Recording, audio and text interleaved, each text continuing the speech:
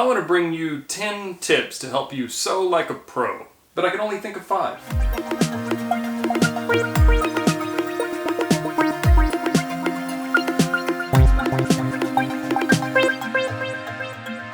Hello, sewing people of the internet. This video is a collaboration with Alexander Dyer. We wanted to bring you 10 tips to help you sew more like a pro. Here are my tips. Spend enough time sewing and you're bound to end up with a bunch of partially wound bobbins when you stop one project but still have a lot of thread left on the bobbin and start another project with a different color or different size thread. And these things can just make a huge mess. The thread comes unspooled and you waste a lot of thread. I actually asked this question on one of my own videos and a viewer provided the answer to me, and I've worked in a couple of different professional sewing environments now and nobody seems to know or use this, but here's what you do. When you have a bobbin that you're done using but it still has thread on it, just take the thread and wind it so that it's against the inside edge of the bobbin between all the other thread, and just pull it tight, and then the thread won't come loose. I like to just cut the thread off an inch or so away so I can easily unravel it when I'm ready to use the bobbin again. Many technical fabrics come on rolls that are about 60 inches wide, and my longest ruler is only 48 inches wide. So how do you make a straight line to cut all the way across if you need to straighten the edge or cut length of the entire width of the roll? Here's a tip. Use tools from other trades to accomplish this. For example, I have a chalk line here that's commonly used in like rough carpentry and that kind of thing, but it makes a straight line across a long distance. Oh, and a bonus tip, this is easier to do with 2 people, but you can always just use a clamp to hold one in. This tip is particularly helpful for making really large items, like boat covers.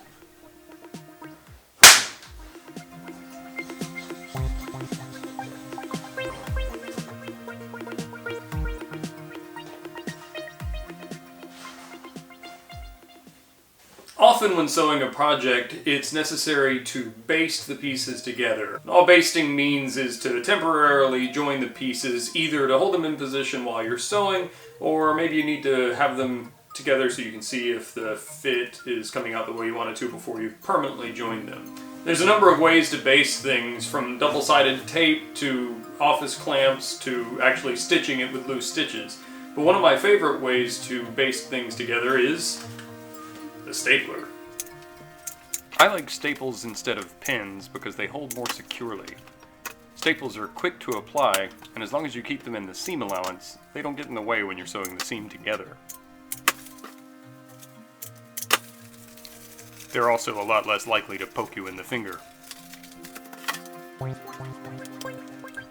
Staples are pretty easy to remove. I just use a standard screwdriver.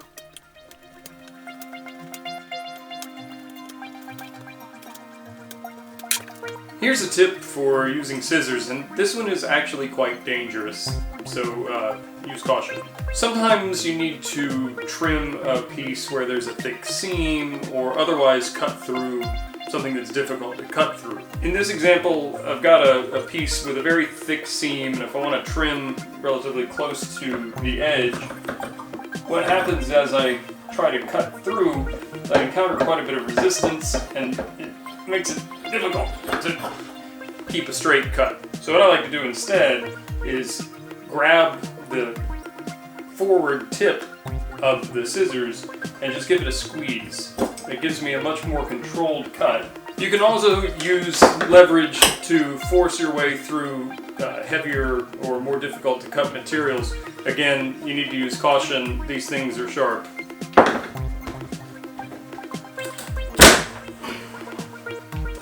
If you've been sewing for a while, you probably already know this last tip, but maybe you don't know a way to make it easier.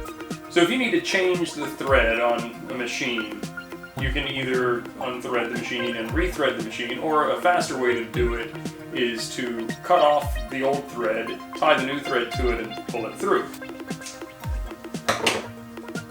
I find that the easiest way to tie this is to just lay the thread strands parallel to one another, make a loop,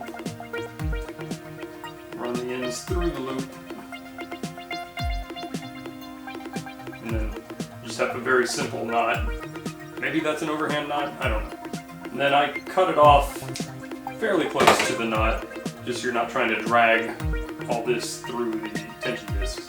It's probably not a great idea to try to pull the thread through the eye of the needle because the knot will probably hang up and you run a chance of bending or breaking the needle. So pull the thread out of the eye of the needle. Now, you can just start pulling the thread at this point, and it might go all the way through, no problem.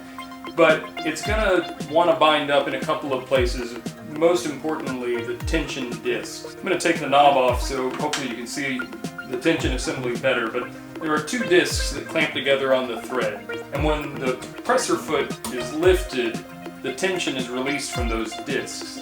If your tension setting is high enough, there's still some tension on those discs, and when the knot tries to go through, it can come loose, and then you have to finish threading the machine by hand, which sort of defeats the purpose of doing this. So what I do is take something like a seam ripper and gently insert it between the discs to open up the space. And then you should be able to pull through with no resistance.